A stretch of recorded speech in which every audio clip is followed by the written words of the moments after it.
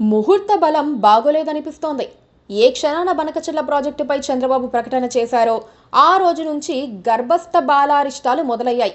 ఇంకా ఆలోచన దశలోనే ఉన్న బనకచెర్ల ప్రాజెక్టుకు సమస్యలు వస్తే పర్వాలేదు, దానికి మూలమైన పోలవరం ప్రాజెక్టుకు కూడా గండం తప్పేలా లేదు. మరో 3 ఏళ్లలో పోలవరం పూర్తి చేస్తామని చంద్రబాబు ప్రభుత్వం ప్రకటిస్తూ ఉండగా ఇప్పుడు బనకచెర్లతో ముడిపెట్టి ఆ ప్రాజెక్టుపై కొత్త ప్రశ్నలు వేస్తున్నారు. దీంతో ఇప్పుడు తెలంగాణకు కాస్త ఊరట లభించింది. కొండ నాలుకకు మందేస్తే ఉన్న నాలుక పోతున్నదని ఆంధ్రప్రదేశ్లోని విపక్షాలు సెటైర్లు వేస్తున్నాయి. ఇప్పుడు మరో సమస్య కూడా ఎదురైంది. ఏపీ ప్రభుత్వం బనకచెర్ల ప్రాజెక్టును చేపడితే అంతకు ముందే నిర్మాణమవుతోన్న పోలవరం ప్రాజెక్టుకు మళ్లీ సాంకేతిక సలహా కమిటీ టీఏసీ అనుమతులు తీసుకోవాల్సి ఉంటుందని Godavari river management board GRMB తేల్చి చెప్పింది. బనకచెర్ల ప్రాజెక్టుతో పోలవరం ప్రాజెక్టు నిర్మాణ సామర్థ్యాలన్నీ మారిపోతాయని తెలిపింది. అలా జరిగిన పక్షంలో గోదావరి బేసిన్లోని అన్ని రాష్ట్రాల అనుమతి తప్పనిసరి అని స్పష్టం చేసింది. ఈ మేరకు జీఆర్ఎంబీ కేంద్ర జల సంఘానికి తాజాగా లేఖ రాసింది. ఏపీ ప్రభుత్వం పోలవరం బనకచెర్ల లింక్ ప్రాజెక్టుకు సంబంధించిన ప్రీ ఫీజబిలిటీ రిపోర్ట్ను కేంద్ర జలశక్తి శాఖకు సమర్పించింది.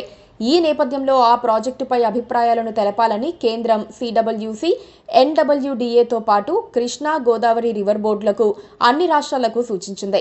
ఈ క్రమంలో బనకచెర్ల లింక్ ప్రాజెక్టుపై జీఆర్ఎంబీ తాజాగా తన పరిశీలనలను సిడబ్ల్యూసికి పంపింది. పరోక్షంగా బనకచెర్ల ప్రాజెక్టుకు అనుమతులు ఇవ్వకూడదనే సూచించింది.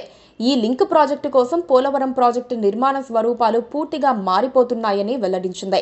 టీఏసీ ఇచ్చిన అనుమతుల ప్రకారం పోలవరం డ్యామ్ ఎండీడీఎల్ 141 ఫీట్లు కాగా లైవ్ స్టోరేజ్ సామర్థ్యం 75 టీఎంసీలు, కుడికాలువ సామర్థ్యం 12,000 క్యూసెక్కులు. ఇప్పుడు ఆ అనుమతులకు విరుద్ధంగా ఏపీ ప్రభుత్వం పోలవరం ప్రాజెక్టు పనులు చేపడుతుందని బేసిన్లోని రాష్ట్రాలు అనేకసార్లు కేంద్రానికి ఫిర్యాదు కూడా చేశాయని జీఆర్ఎంబీ గుర్తు చేసింది. ఏపీ ప్రభుత్వం తాజాగా గోదావరి బనకచెర్ల లింక్ చేపడితే పోలవరం కుడికాలువకు సమాంతరంగా 1400 క్యూసెక్కుల తాడిపూడి కాలువను 80 కిలోమీటర్ల పొడవు నుంచి ప్రకాశం బరాజ్ వరకు అంటే 105 కిలోమీటర్లకు పొడిగించడంతో పాటు కాలువ ప్రవాహ సామర్థ్యాన్ని 10,000 క్యూసెక్కులకు విస్తరించాల్సి ఉంటుందని తెలిపింది. పోలవరం కుడి కాలువ ప్రవాహ సామర్థ్యాన్ని కూడా 28,000 క్యూసెక్కులతో చేపట్టాల్సి ఉంటుందని వివరించింది. మొత్తంగా గోదావరి నుంచి రోజుకు నికరంగా 38,000 క్యూసెక్కులు అంటే దాదాపు 3.5 టీఎంసీల జలాలను తరలించేందుకు వీలుగా పనులను నిర్వహించాల్సి ఉంటుందని పేర్కొంది. ఇది టీఏసీ అనుమతులకు విరుద్ధమని జీఆర్ఎంబీ వెల్లడించింది. పోలవరం ప్రాజెక్టు నిర్మాణం కోసం తీసుకున్న అనుమతులకు ప్రస్తుతం ప్రతిపాదించిన పనులకు ఏమాత్రం పొంతన ఉండబోదని స్పష్టం చేసింది. ప్రాజెక్టు నిర్మాణం కోసం తీసుకున్న అనుమతులకు విరుద్ధంగా డిజైన్లను మార్చాల్సి ఉంటుందని, కాలువ సామర్థ్యం కూడా పూర్తిగా మార్చాల్సి ఉంటుందని తెలిపింది. చంద్రబాబు ప్రభుత్వం బనకచెర్లను ప్రతిష్టాత్మకంగా తీసుకుంది.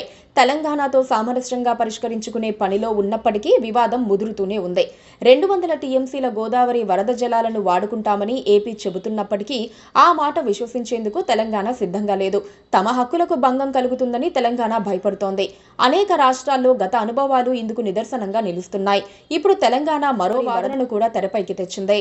గోదావరి, కృష్ణా నదుల్లో నికర జలాలను లెక్కించి వాటి ఆధారంగా ప్రో రేటా లెక్కన నీటి పంపిణీ జరగాలని తెలంగాణ ఇంజనీరింగ్ నిపుణులు సూచిస్తున్నారు. ఈలోపే వివాద పరిష్కార సంస్థలు రంగంలోకి దిగాయి. దాంతో ఏం చేయాలో ఇప్పుడు ఏపీ ప్రభుత్వానికి పాలుపోవటం లేదు. Please subscribe to KTV Telugu. KTV Telugu. KTV Telugu. KTV Telugu channel.